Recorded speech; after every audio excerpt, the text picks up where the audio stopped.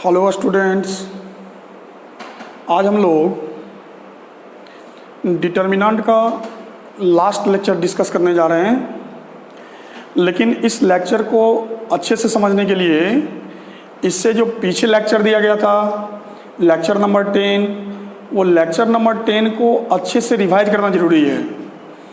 और इस लेक्चर को अच्छे से समझने के लिए लेक्चर नंबर 10 में जो बात आपको बताया गया था उस बात को हम एक बार अच्छे से रिवाइज करा देते हैं, क्योंकि पिछले वाले बात को आज वाले बात से कुछ इंटर रिलेशन है। ये जो पिछला लेक्चर हम बताए थे, इससे जस्ट पीछे जो लेक्चर नंबर 10 था, उसमें ये बताया गया था कि किसी सिस्टम ऑफ लीनियर इक्वेशन को हम लोग क्रैमर्स रूल के द्वारा कैसे सॉल्व करते हैं। हमने बताया था कि कोई सिस्टम ऑफ लीनियर इक्वेशन दे दिया जाए, उसको क्रैमर्स रूल के द्वारा सॉल्व करना हो तो सबसे पहले अपने सिस्टम ऑफ लीनियर इक्वेशन को एडजस्ट करना पड़ेगा। क्या एडजस्ट करना पड़ेगा? तो अननोन टर्म को लेफ्ट साइड ट्रांसफर कर दीजिए और कांस्टेंट टर्म को राइट साइड ट्रांसफर कर दीजिए। जब अपने सिस्टम ऑफ लीनियर इक्वेशन को आप इस तरह से एडजस्ट कर लेंगे तो सबसे पहले हम लोग डेल्टा निकालेंगे। डेल्टा मतलब कोफिशिएंट का डिटर्मिनेंट। डेल्टा एक डिटर्मिनेंट है जो कोफिशिएंट के द्वारा तैयार होगा। फिर हम लोग डेल्टा 1 का वैल्यू निकालेंगे। डेल्टा 1 का वैल्यू निकालने के लिए डेल्टा वाले डिटर्मिनेंट में फर्स्ट कॉलम को हटा दीजिए, उसके जगह पर कांस्टेंट टर्म डाल दीजिए और बाकी एलिमेंट को वैसे ही लिख दीजिए। इस तरह आप डेल्टा 1 निकाल सकते हैं। फिर हम लोग निकालेंगे डेल्टा 2 डिटर्मिनेंट। डेल्टा 2 डिटर्मिनेंट निकालने के लिए डेल्टा वाले डिटर्मिनेंट में सेकेंड कॉलम को हटा लेते हैं, उसके जगह पर कांस्टेंट टर्म डाल देते हैं, बाकी एलिमेंट को सेम एज लिख देते हैं और उसको प्रोसीड करेंगे तो डेल्टा 2 निकल जाएगा। इस तरह आप डेल्टा 3 भी निकाल लीजिए।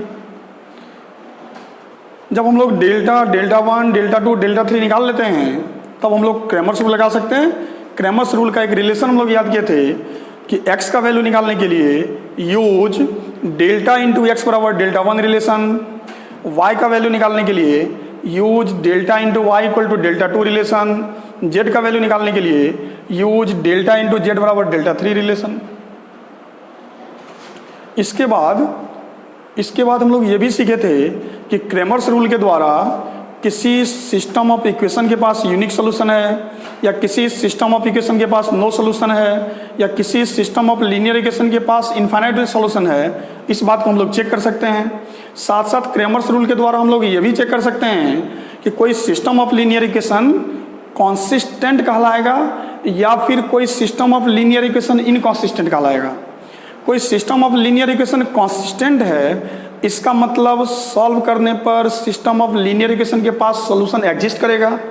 हाँ, जब सॉल्यूशन एग्जिस्ट करता है तो उसके पास एक सॉल्यूशन भी हो सकता है या फिर इनफाइनाइट सॉल्यूशन भी हो सकता है। लेकिन कॉन्सिस्टेंट वर्ड का मतलब हुआ सॉल्यूशन एग्जिस्ट। ये कॉन्सिस्टेंट वर्ड बहुत इंपॉर्टेंट है, ये वर्ड आगे भी बहुत यूज होते रहेगा, इसलिए इस कॉन्स्टिटेंट वर्ड का मतलब समझिए। कहीं कॉन्सिस्टेंट लिखा हुआ है, इसका मतलब सॉल्यूशन एग्जिस्ट कर रहा है, और सिस्टम ऑफ इक्वेशन इनकॉन्सिस्टेंट है, इसका मतलब सॉल्यूशन एग्जिस्ट नहीं कर रहा है। हमने बताया था कि क्रैमर्स रूल के द्वारा कोई सिस्टम ऑफ इक्वेशन कॉन्सिस्टेंट है या फिर कोई सिस्टम ऑफ इक्वेशन इनकॉन्सिस्टेंट है, इस बात को भी चेक किया जा सकता है। उसके लिए हम लोग पहले डेल्टा का वैल्यू निकालते हैं। हम पिछले क्लास में कुछ रूल लिखाए थे, आप रूल को, हम आशा करते हैं कि आप उस रूल को रिवाइज किए होंगे। सबसे पहले हम लोग डेल्टा का वैल्यू निकालते हैं। अगर डेल्टा नॉट इक्वल टू 0 हो, अगर डेल्टा का वैल्यू नॉट इक्वल टू 0 हो तो हमने लिखाया था कि सिस्टम ऑफ इक्वेशन के पास यूनिक सोल्यूशन होगा। In this case solution exist, तो इस केस में सोल्यूशन एग्जिस्ट कर रहा है। और सिस्टम ऑफ इक्वेशन का जब सोल्यूशन एग्जिस्ट करेगा तो फिर हम लोग ऐसे सिस्टम ऑफ इक्वेशन को कॉन्सिस्टेंट बोलेंगे। हमने रूल नंबर 2 लिखाया था कि अगर डेल्टा का वैल्यू 0 हो, डेल्टा 1 भी 0 हो, डेल्टा 2 भी 0 हो, डेल्टा 3 भी 0 हो, तो इन दिस सिचुएशन, इस सिचुएशन में सिस्टम ऑफ इक्वेशन के पास इनफाइनाइट सॉल्यूशन होगा। सिस्टम ऑफ इक्वेशन के पास जब इनफाइनाइट सॉल्यूशन होगा मतलब सॉल्यूशन एग्जिस्ट करेगा। और आज हम कितना बार बताए हैं कि सिस्टम ऑफ इक्वेशन का एग्जिस्ट करने का मतलब, सिस्टम ऑफ इक्वेशन को एग्जिस्ट करने का, सॉल्यूशन एग्जिस्ट करने का मतलब सिस्टम ऑफ इक्वेशन उस केस में भी कॉन्सिस्टेंट कहलाएगा। हमने रूल नंबर 3 लिखाया था कि अगर डेल्टा का वैल्यू 0 हो लेकिन डेल्टा 1, डेल्टा 2, डेल्टा 3 में कम से कम एक नॉन जीरो हो, तो ऐसे केस में सिस्टम ऑफ इक्वेशन के पास नो सोल्यूशन होगा। नो सोल्यूशन का मतलब सोल्यूशन एग्जिस्ट नहीं कर रहा है, और सिस्टम ऑफ इक्वेशन के पास जब सोल्यूशन एग्जिस्ट नहीं करेगा तो ऐसे सिस्टम ऑफ इक्वेशन को हम लोग इनकॉन्सिस्टेंट बोलेंगे, इनकॉन्सिस्टेंट। लेकिन आपको हम याद दिलाना चाहते हैं कि क्रैमर्स रूल के द्वारा हम लोग ऐसे सिस्टम ऑफ इक्वेशन का कॉन्सिस्टेंट इनकॉन्सिस्टेंट चेक कर सकते हैं जिस सिस्टम ऑफ इक्वेशन में अननोन का संख्या इक्वेशन की संख्या के बराबर होगा। आप पिछले लेक्चर को ढंग से देख लीजिए। पिछले लेक्चर में हम लोग जितना भी सिस्टम ऑफ इक्वेशन लिए थे, अगर आप उसमें गिनेंगे तो सिस्टम ऑफ इक्वेशन में अननोन का संख्या 2 होगा तो इक्वेशन का संख्या भी 2 होगा। मतलब अननोन अगर एक्स वाई है, 2 अननोन है, तो उस सिस्टम ऑफ इक्वेशन में गिनेंगे तो इक्वेशन का संख्या भी 2 होगा। या फिर आप ध्यान से देखें पिछले लेक्चर को, तो क्रैमर्स रूल के अंतर्गत जितना भी क्वेश्चन हम डिस्कस किए हैं उसमें ऐसा कोई सिस्टम ऑफ इक्वेशन है जिसमें अननोन का संख्या 3 है, एक्स वाई जेड, तो आप गिनती करेंगे तो इक्वेशन का संख्या भी 3 है। हम आपको ये कहना चाहते हैं कि कोई सिस्टम ऑफ इक्वेशन दिया हुआ है और उसका कॉन्सिस्टेंट और इनकॉन्सिस्टेंट चेक करना है, तो सबसे पहले हम लोग ये पता लगाएं कि आपके सिस्टम ऑफ इक्वेशन में अननोन का संख्या इक्वेशन के संख्या के बराबर है या नहीं। अगर सिस्टम ऑफ इक्वेशन में अननोन का संख्या 2 है, इक्वेशन का संख्या भी 2 है, अननोन का संख्या 3 है, इक्वेशन का संख्या भी 3 है, that means system of equation में अननोन का संख्या इक्वेशन के संख्या के बराबर है। और ऐसे सिस्टम ऑफ इक्वेशन का आप कॉन्सिस्टेंट चेक करना चाहते हो, ऐसे सिस्टम ऑफ इक्वेशन का इनकॉन्सिस्टेंट चेक करना चाहते हो, तो क्रैमर्स रूल में जो रूल दिया गया था, जो पिछले लेक्चर में बताया गया था, उस मेथड से चेक करना पड़ेगा। लेकिन आज हम लोग फिर कॉन्सिस्टेंट का बात कर रहे हैं और इनकॉन्सिस्टेंट का बात कर रहे हैं। आज हम लोग फिर कॉन्सिस्टेंट का बात कर रहे हैं और इनकॉन्सिस्टेंट का बात कर रहे हैं, लेकिन आज एक नए टाइप का सिस्टम ऑफ इक्वेशन है। अगर इस सिस्टम ऑफ इक्वेशन को आप ध्यान से देखें तो सिस्टम ऑफ इक्वेशन में 2 अननोन है। एक अननोन हमको x दिख रहा है और एक अननोन y दिख रहा है। इस पूरे सिस्टम ऑफ इक्वेशन में 2 अननोन हमको दिखाई दे रहा है, x एंड y। इसलिए आप देखिए यहाँ लिखा हुआ है 2 अननोन्स x एंड y। लेकिन अगर हम इक्वेशन गिनती करें तो इस सिस्टम ऑफ इक्वेशन में देख रहे हैं 1 इक्वेशन, 2 इक्वेशन, 3 इक्वेशन है। मतलब इस सिस्टम ऑफ इक्वेशन में अननोन का संख्या 2 है लेकिन इक्वेशन का संख्या 3 है। इसलिए हम यहाँ लिख दिए अननोन का संख्या 2 और इक्वेशन का संख्या 3।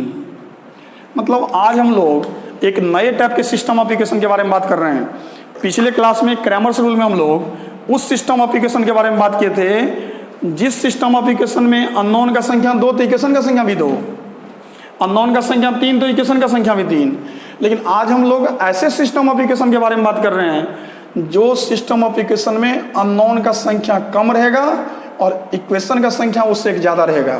जैसे इसी में आप देखें, ये जो सिस्टम ऑफ इक्वेशन आपको दिखाई दे रहा है, इस सिस्टम ऑफ इक्वेशन में अननोन की बात करें तो 3 अननोन है, एक्स वाई जेड, तो अननोन का संख्या 3 है। और इक्वेशन गिनती करें तो 1, 2, 3 और 4 है।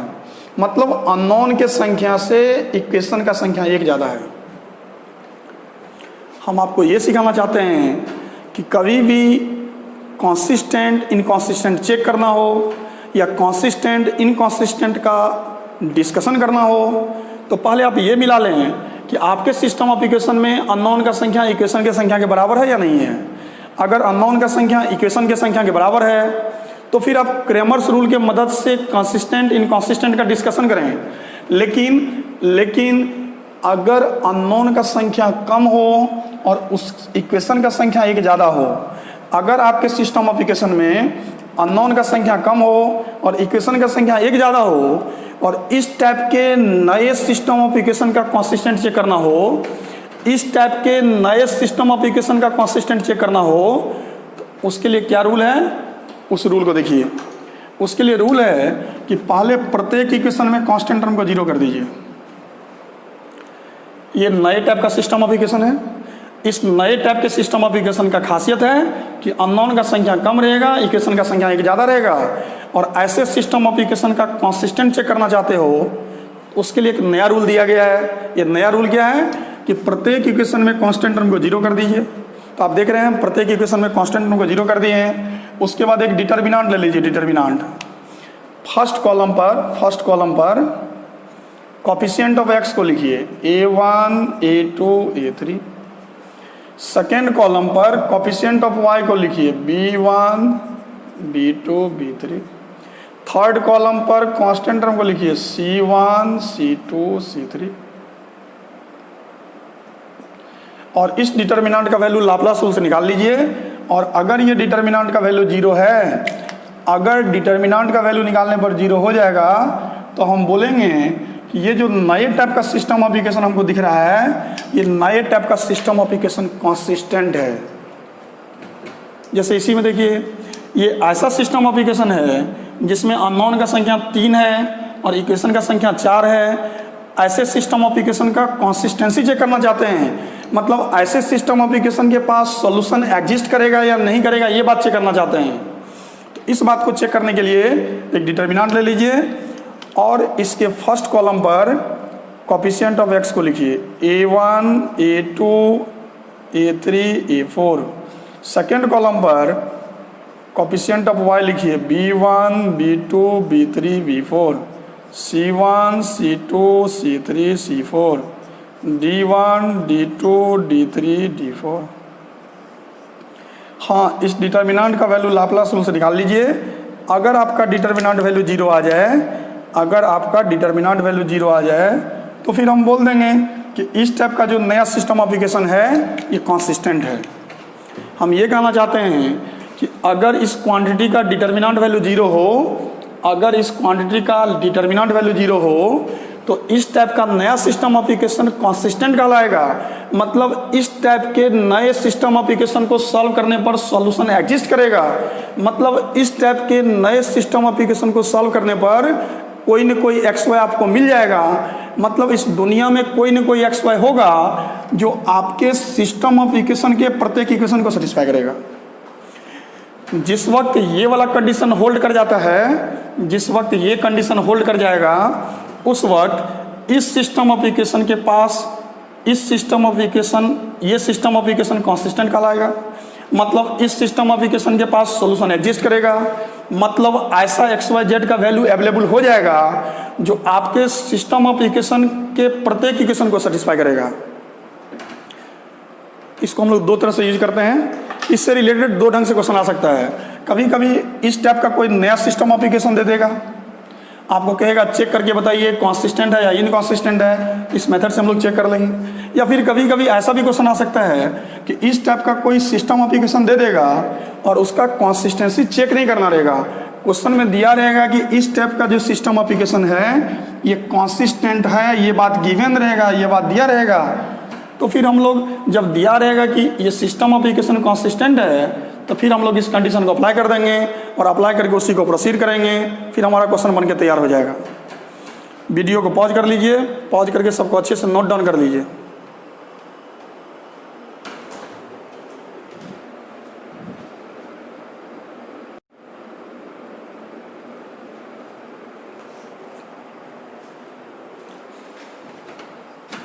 चलिए क्वेश्चन हम लोग ट्राई करते हैं। जो हम लोग नया थ्योरी अभी पढ़े हैं उस पर एक क्वेश्चन ट्राई करते हैं। क्वेश्चन में एक सिस्टम ऑफ इक्वेशन दिया हुआ है। यहाँ लिख रहे हैं given system of linear equations. Question में एक सिस्टम ऑफ लीनियर इक्वेशन दिया हुआ है। देखिए ना, पहला इक्वेशन दिया हुआ है 2x + y - 13 = 0। दूसरा इक्वेशन दिया हुआ है 6x + 3y - 18 = 0। और क्वेश्चन में एक तीसरा इक्वेशन भी दिया हुआ है। ये तीसरा इक्वेशन दिया हुआ है x - y = 3। तो इक्वल टू 3 को इधर लाएंगे, -3 = 0। हम देख रहे हैं कि हमको चेक करना है कि ये जो सिस्टम ऑफ इक्वेशन आपको दिया हुआ है, ये दिया गया सिस्टम ऑफ इक्वेशन कंसिस्टेंट है या कंसिस्टेंट नहीं है। मतलब हमको ये चेक करना है कि ये सिस्टम ऑफ इक्वेशन कंसिस्टेंट कहलाएगा या फिर ये सिस्टम ऑफ इक्वेशन इनकंसिस्टेंट कहलाएगा। मतलब आपको ये चेक करना है कि इसके पास सॉल्यूशन एग्जिस्ट करेगा या नहीं। मतलब दुनिया में कोई न कोई एक्स वाई ऐसा मिलेगा जो इस सिस्टम ऑफ इक्वेशन के प्रत्येक इक्वेशन को सेटिस्फाई करेगा कि नहीं, ये बात पता लगाना है। हमने बताया है कि जब भी कॉन्सिस्टेंट इनकॉन्सिस्टेंट का क्वेश्चन आप बनाइए तो सबसे पहले अपने सिस्टम ऑफ लीनियर इक्वेशन को डिस्कस कीजिए। अगर इस लीनियर इक्वेशन को हम लोग ध्यान से देखें तो इस लीनियर इक्वेशन के पास अननोन का संख्या 2 है। देखिए इस पूरे लीनियर इक्वेशन में 2 अननोन्स, और वो अननोन आपको दिख भी रहा है, एक्स एंड वाई। अननोन का संख्या 2 है। और इस लीनियर इक्वेशन में अगर आप इक्वेशन का गिनती करें तो देखिए ना, 1 2 3 इक्वेशन, 2 अननोन है और 3 लीनियर इक्वेशंस। मतलब ये ऐसे सिस्टम ऑफ इक्वेशन का बात हो रहा है जिसमें अननोन का संख्या कम है और इक्वेशन का संख्या 1 ज़्यादा है। हमने बताया है कि जिस सिस्टम में अननोन का संख्या इक्वेशन के बराबर हो और ऐसे सिस्टम ऑफ इक्वेशन का कंसिस्टेंट चेक करना हो तो क्रैमर्स रूल जो पिछले लेक्चर में दिया गया था उसकी मदद से चेक करना पड़ेगा। लेकिन जिस सिस्टम में अननोन का संख्या कम हो और इक्वेशन का संख्या ज़्यादा हो, ऐसे सिस्टम ऑफ इक्वेशन का कंसिस्टेंट चेक करना हो तो आपको हम बताएं, अभी हम लोग थ्योरी पढ़े हैं, ये नए टाइप का सिस्टम ऑफ लीनियर इक्वेशन है। तो हम देख रहे हैं, यहाँ लिख देते हैं given new system of linear equation. ये नए टाइप का सिस्टम ऑफ लीनियर इक्वेशन है, और इस नए टाइप के सिस्टम ऑफ लीनियर इक्वेशन का कंसिस्टेंट चेक करना हो तो उसके लिए हम लोग रूल आज पढ़े थे। को डिटर्मिनेंट ले लीजिए। फर्स्ट कॉलम पर कोफिशिएंट ऑफ एक्स को लिखिए तो 2 6 1। सेकेंड कॉलम पर कोफिशिएंट ऑफ वाई को लिखिए तो 1 3 -1। थर्ड कॉलम पर कांस्टेंट टर्म को लिखिए। हाँ, इसी डिटर्मिनेंट को तोड़िए, लाप्लास रूल से तोड़िए। तो हम यहाँ लिख दे रहे हैं, इस डिटर्मिनेंट का वैल्यू निकालने के लिए अप्लाई लाप्लास रूल। और लाप्लास रूल लगाने आपको आता है। लाप्लास रूल लगाने के लिए हम लोग इसको चुन लेते हैं। इसको चुनेंगे तो +2 -6 +1।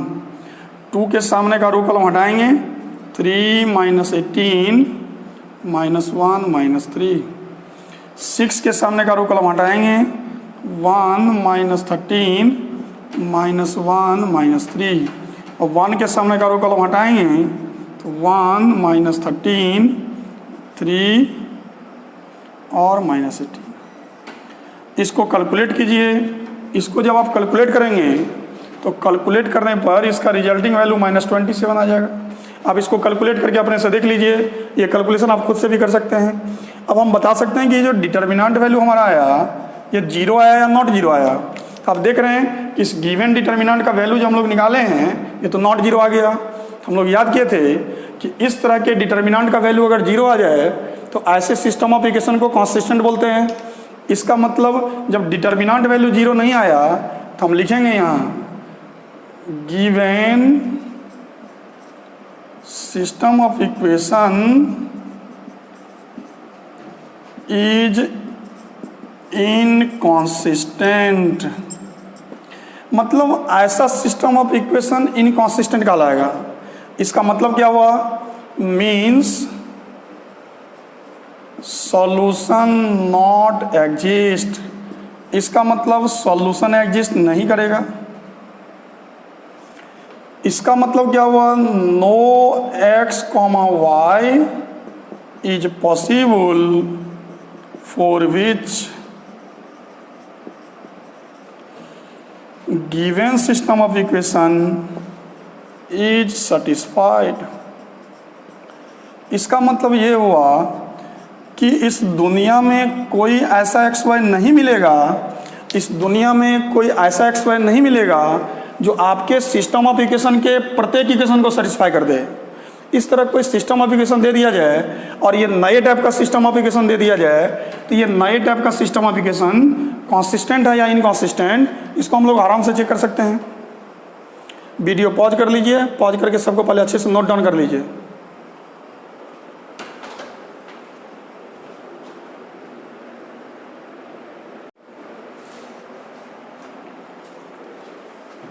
चलिए एक और क्वेश्चन ट्राई करते हैं। क्वेश्चन में एक सिस्टम ऑफ इक्वेशन दे दिया गया। क्वेश्चन में एक सिस्टम ऑफ इक्वेशन दिया हुआ है। इफ़ का मतलब गिवन, ये बात दिया हुआ है।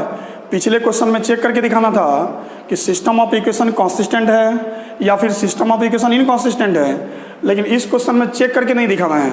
इस क्वेश्चन में ये बात दिया हुआ है कि ये जो सिस्टम ऑफ इक्वेशन है, ये सिस्टम ऑफ इक्वेशन कॉन्सिस्टेंट है, ये बात गिवन है, दिया हुआ है। तो कह रहा है कि अगर ये सिस्टम ऑफ इक्वेशन कॉन्सिस्टेंट है तो फिर आप लेमडा का वैल्यू निकालिए। हम पहले लिख देते हैं given system of linear equation. Question में एक सिस्टम ऑफ लीनियर इक्वेशन दिया हुआ है। चलिए हम लोग इस सिस्टम ऑफ लीनियर इक्वेशन को पहले लिख देते हैं। क्या लिखा हुआ है? 2x + 3y - 3 = 0। राइट वाले टर्म को लेफ्ट साइड कर दिए। ये दिया हुआ है lambda + 2 × x lambda + 4 × y minus of lambda + 6 = 0। ये लिखा हुआ है लेमडा + 2 का होल स्क्वायर × x लेमडा + 4 का whole square × y minus lambda + 6 का होल स्क्वायर = 0। क्वेश्चन में ये सिस्टम ऑफ लीनियर इक्वेशन दिया हुआ है। क्वेश्चन में दिया हुआ है कि ये system of linear equation consistent है। हमने बताया कि जब भी कॉन्सिस्टेंट इनकॉन्सिस्टेंट का डिस्कशन करना हो तो सबसे पहले आप ये पता लगाएं कि आपका system of linear equation Cramer's rule वाला सिस्टम ऑफ लीनियर इक्वेशन है या फिर नए टाइप का सिस्टम ऑफ लीनियर इक्वेशन है। अगर इसको हम लोग ध्यान से देखें तो इस सिस्टम ऑफ लीनियर इक्वेशन में अननोन का संख्या 2 है। आप देख रहे हैं इसके पास 2 अननोन है। पूरे सिस्टम ऑफ लीनियर इक्वेशन में 2 अननोन है, एक्स एंड वाई। अगर हम लोग इक्वेशन का गिनती करें तो 1, 2, 3 इक्वेशन है। तो इस सिस्टम ऑफ लीनियर इक्वेशन में अननोन का संख्या 2 है और इक्वेशन का संख्या 3 है। आप जानते हैं कि अननोन का संख्या कम हो और इक्वेशन का संख्या उससे एक ज़्यादा हो तो ऐसे सिस्टम ऑफ लीनियर इक्वेशन को हम लोग नए टाइप का सिस्टम ऑफ लीनियर इक्वेशन कहते हैं। और नए टाइप के सिस्टम ऑफ लीनियर इक्वेशन का कंसिस्टेंसी चेक करना हो तो उसके लिए जो आज जो नया रूल दिए हैं उसको अप्लाई करते हैं। लेकिन अगर old system of linear equation है जिसमें अननोन का संख्या इक्वेशन के बराबर है और ऐसे सिस्टम ऑफ इक्वेशन का कंसिस्टेंसी चेक करना है तो उसके लिए जो क्रैमर्स का रूल दिया गया था उसको चेक करते हैं, उसको अप्लाई करते हैं। हम यहाँ लिख दे रहे हैं अकॉर्डिंग टू क्वेश्चन के मुताबिक given system of linear equations is consistent, so apply the condition.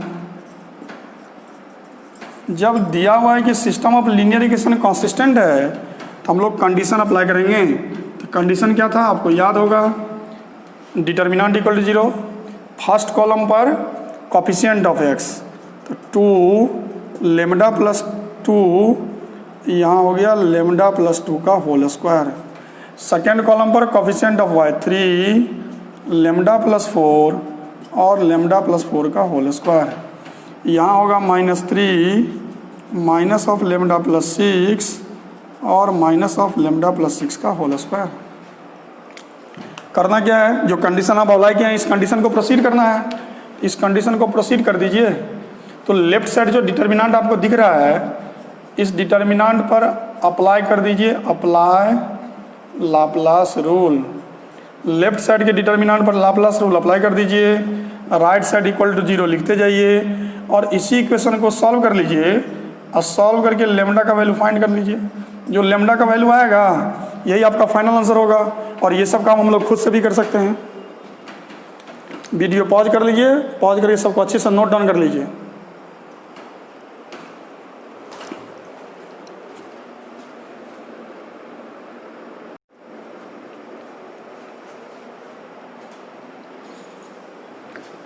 चलिए हम लोग अब नए थ्योरी के बारे में बात करते हैं। ये जो थ्योरी लिखा हुआ है इसका नाम है trivial and non trivial solution. ये डिटर्मिनेंट में ये थ्योरी तो अप्लीकेबल है ही, लेकिन इस थ्योरी का यूज हम लोग 12th में एक बुक पढ़ना है वेक्टर, यहाँ लिख दे रहे हैं very very important for vectors.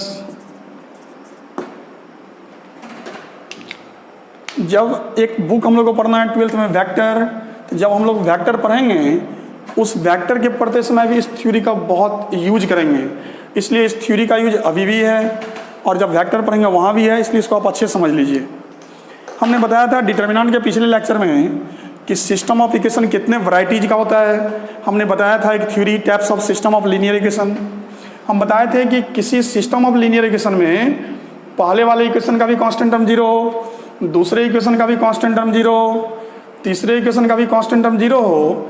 मतलब किसी सिस्टम ऑफ लीनियर इक्वेशन में प्रत्येक इक्वेशन का कांस्टेंट टर्म अगर 0 हो तो ऐसे सिस्टम ऑफ इक्वेशन को हम लोग होमोजीनियस सिस्टम ऑफ इक्वेशन बोलते हैं। ऐसे सिस्टम ऑफ इक्वेशन को हम लोग बोलते हैं होमोजीनियस सिस्टम ऑफ इक्वेशन। देखिए इसमें 2-3 बात को अच्छे से समझ लीजिए। ये ट्रिवियल और नॉन ट्रिवियल सोल्यूशन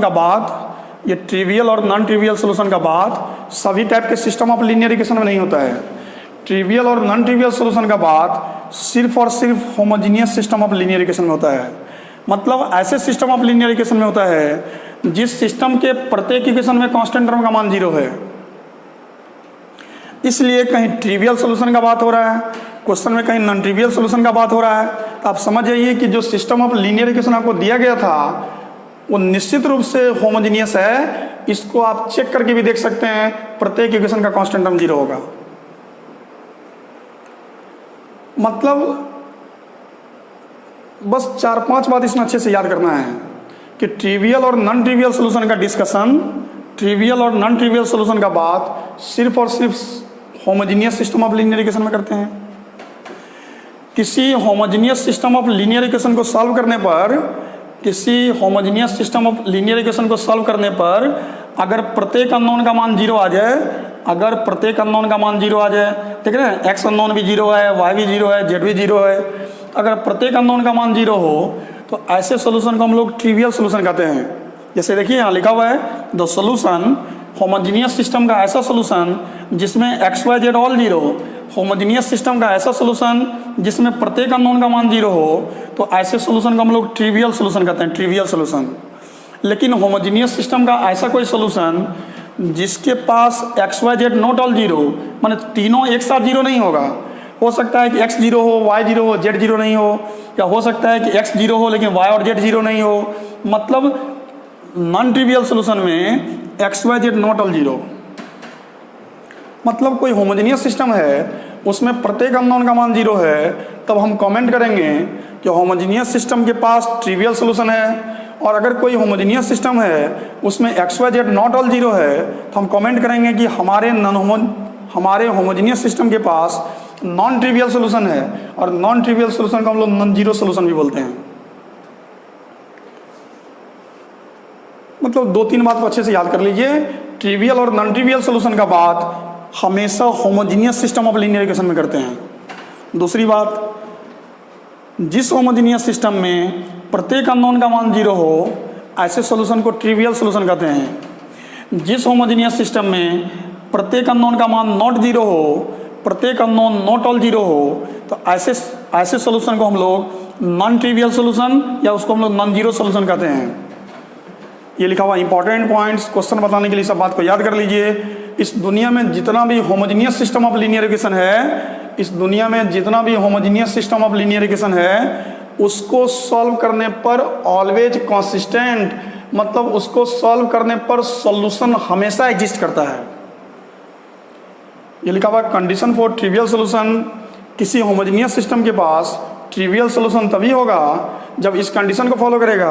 ये कंडीशन है डेल्टा नॉट इक्वल टू 0। और condition for non trivial solution, किसी होमोजीनियस सिस्टम के पास नॉन ट्रिवियल सोल्यूशन तभी होगा जब इस कंडीशन को फॉलो करेगा। और कंडीशन है डेल्टा इक्वल टू 0। डेल्टा का मतलब वही है जो पहले हमने बताया है। डेल्टा मतलब कॉफिशिएंट का डिटर्मिनेंट। तो मिला जुला करके इस थ्योरी में तो बात बहुत सारा लिखा हुआ है, लेकिन इंपॉर्टेंट बात बहुत कम है। ट्रिवियल और नॉन ट्रिवियल सोल्यूशन का बात होमोजीनियस सिस्टम में होगा। किसी होमोजीनियस सिस्टम में प्रत्येक अननोन का मान 0 है तो ऐसे सोल्यूशन को ट्रिवियल सोल्यूशन कहते हैं। किसी होमोजीनियस सिस्टम में प्रत्येक अननोन का मान नॉट 0 है तो ऐसे सोल्यूशन को हम लोग नॉन ट्रिवियल सोल्यूशन कहते हैं। इस दुनिया में जितना भी होमोजीनियस सिस्टम है उसको सॉल्व करने पर हमेशा सोल्यूशन निकल जाएगा, हमेशा सोल्यूशन एग्जिस्ट करेगा। इसलिए इस दुनिया का प्रत्येक होमोजीनियस सिस्टम कॉन्सिस्टेंट है। ये लिखा हुआ है कंडीशन फॉर ट्रिवियल सोल्यूशन, किसी होमोजीनियस सिस्टम के पास ट्रिवियल सोल्यूशन होगा उसका कंडीशन है डेल्टा नॉट जीरो, किसी होमोजीनियस सिस्टम के पास नॉन ट्रिवियल सोल्यूशन होगा इसका कंडीशन है delta equal to zero. Video pause कर लीजिए, पॉज करके सबको अच्छे से नोट डाउन कर लीजिए, फिर हम लोग इस पर क्वेश्चन ट्राई करते हैं, बात अच्छे से क्लियर हो जाएगा, कॉन्सेप्ट क्लियर हो जाएगा।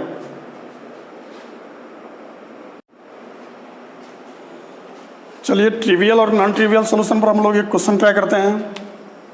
Solution number 1, given equations.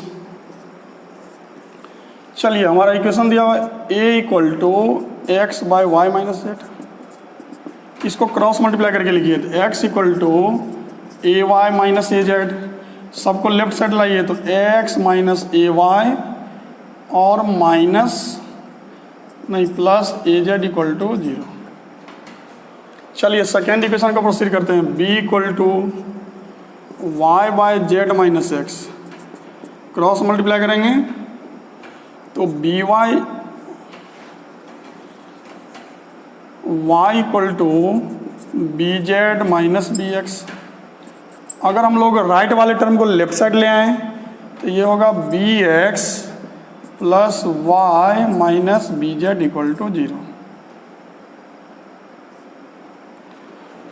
चलिए एक और इक्वेशन दिया हुआ है c equal to z by x minus y, तो लिखेंगे z equal to c x minus c y, इसको राइट साइड भेजेंगे तो c x minus c y और plus z equal to zero. अगर हम लोग इस तीनों को एक साथ देखें तो बता सकते हैं कि सर ये एक नया सिस्टम ऑफ इक्वेशन आप डेवलप कर दिए हैं। हाँ, ये जो हम लोग नया सिस्टम ऑफ इक्वेशन डेवलप किए हैं इसको आप ध्यान से देखिए, पहले इक्वेशन का कांस्टेंट टर्म जीरो है, दूसरे इक्वेशन का भी कांस्टेंट टर्म जीरो है और तीसरे इक्वेशन का भी कांस्टेंट टर्म जीरो है। हमने बताया है कि ऐसा कोई सिस्टम ऑफ इक्वेशन जिसमें प्रत्येक कांस्टेंट टर्म का मान जीरो हो इसको हम लोग बोलते हैं homogeneous system of linear equation. तो कोई आदमी देख करके बता सकता है कि ये जो नया सिस्टम ऑफ इक्वेशन आप डेवलप किए हैं ये homogeneous system of linear equation है। चलिए इसका मतलब क्वेश्चन में एक system of homogeneous system of linear equation दिया हुआ है, और क्या दिया हुआ उसको देखते हैं। अकॉर्डिंग टू क्वेश्चन देख रहे हैं, क्वेश्चन में दिया हुआ x Y Z not all zero. According to question x Y Z not all zero.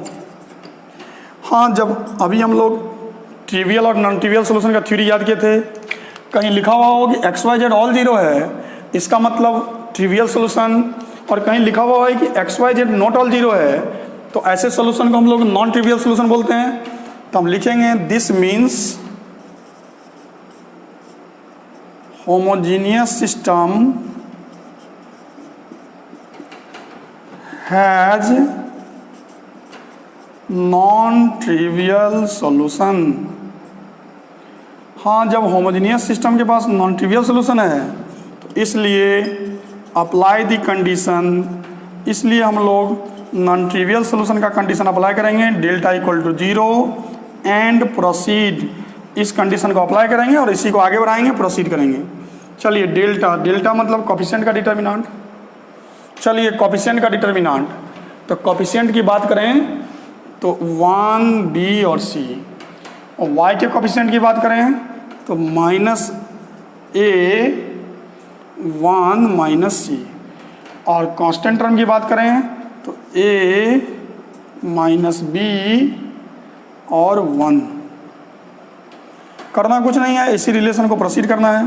तो आप क्या कीजिए, लेफ्ट साइड लाप्लास रूल लगा दीजिए, यहाँ लिख दिए अप्लाई लाप्लास रूल, और इक्वल टू में जीरो है इसको कैरी करते जाइए। अब लाप्लास रूल आप अपने से भी लगा सकते हैं, कैलकुलेशन अपने से भी कर सकते हैं। जब लेफ्ट साइड आप लाप्लास रूल लगाएंगे तो लाप्लास रूल लगा करके सिंप्लीफाई करके आपको क्या आएगा, हम लिख दे रहे हैं, आएगा -1 minus A B minus B C minus C A is equal to zero. इस तरह हम लोग -1 इक्वल टू इसको राइट साइड भेज दें तो plus A B plus B C plus C A. अगर हम लोग साइड बदल दें, राइट को लेफ्ट कर दें, लेफ्ट को राइट कर दें, तो हम लिख सकते हैं कि a B plus B C plus C A is equal to -1 और इसी का तो वैल्यू हमको फाइंड करना है। हमको क्या निकालना है, देखिए आप, हमको निकालना है A B plus B C plus C A. और हम लोग जो कंडीशन लगाए डेल्टा बराबर 0 उसी को प्रोसीड किए और प्रोसीड करने पर अपने आप उसका वैल्यू निकल गया जिसका वैल्यू हम लोग निकालना चाहते हैं। हम लोग वैल्यू निकालना चाहते हैं A B plus B C plus C A का, और ये A B plus B C plus C A का वैल्यू हमको फाइंड हो गया। वीडियो पॉज कर लीजिए, पॉज करके सबको अच्छे से नोट डाउन कर लीजिए।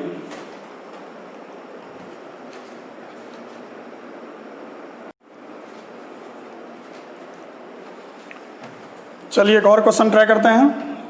ये ट्रिवियल और नॉन ट्रिवियल सॉल्यूशन के थ्योरी से रिलेटेड हम लोग एक और क्वेश्चन ट्राई करते हैं। क्वेश्चन में एक सिस्टम ऑफ लीनियर इक्वेशन दे दिया गया। आप देख रहे हैं क्वेश्चन में एक सिस्टम ऑफ लीनियर इक्वेशन दिया हुआ है।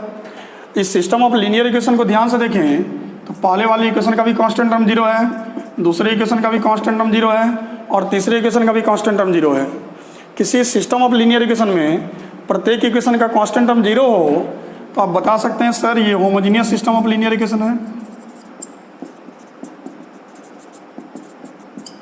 हमने आपको बता दिया है कि ट्रिवियल और नॉन ट्रिवियल सॉल्यूशन का चर्चा, डिस्कशन, बात सिर्फ और सिर्फ homogeneous system of linear equation में करते हैं।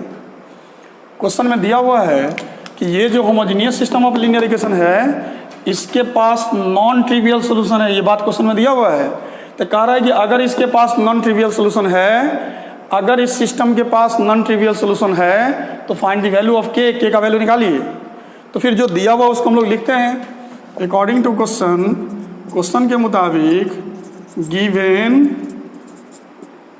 System of linear equations has non trivial solution, so apply the condition delta equal to 0 and proceed. ये डेल्टा इक्वल टू 0 का कंडीशन लगा दीजिए और इसी को प्रोसीड कीजिए। चलिए हम लोग लगाते हैं डेल्टा बराबर 0 का कंडीशन। आप जानते हैं डेल्टा, डेल्टा मतलब कोफिशिएंट का डिटर्मिनेंट। तो कोफिशिएंट लिखेंगे तो 1 3 2, कोफिशिएंट ऑफ y लिखेंगे तो के 3, कोफिशिएंट ऑफ z लिखेंगे तो -3 -2 -4। बस इसी कंडीशन को प्रोसीड कीजिए। यहाँ लिखा हुआ इस कंडीशन को प्रोसीड करना है। तो फिर प्रोसीड कैसे करेंगे, तो लेफ्ट वाले डिटर्मिनेंट का वैल्यू निकालने के लिए लाप्लास रूल अप्लाई करेंगे और इक्वल टू 0 को कैरी करते जाएंगे और उसी को सॉल्व करके के का वैल्यू फाइंड कर लेंगे। हम यहाँ लिख देते हैं लेफ्ट साइड हम लोग अप्लाई करेंगे अप्लाई लाप्लास रूल और राइट साइड वाले 0 को कैरी करेंगे। इसी इक्वेशन को सॉल्व करके के का वैल्यू फाइंड कर लेंगे और जो के का वैल्यू यहाँ आएगा यही हमारा फाइनल आंसर होगा। वीडियो पॉज कर लीजिए, पॉज करके सबको अच्छे से नोट डाउन कर लीजिए।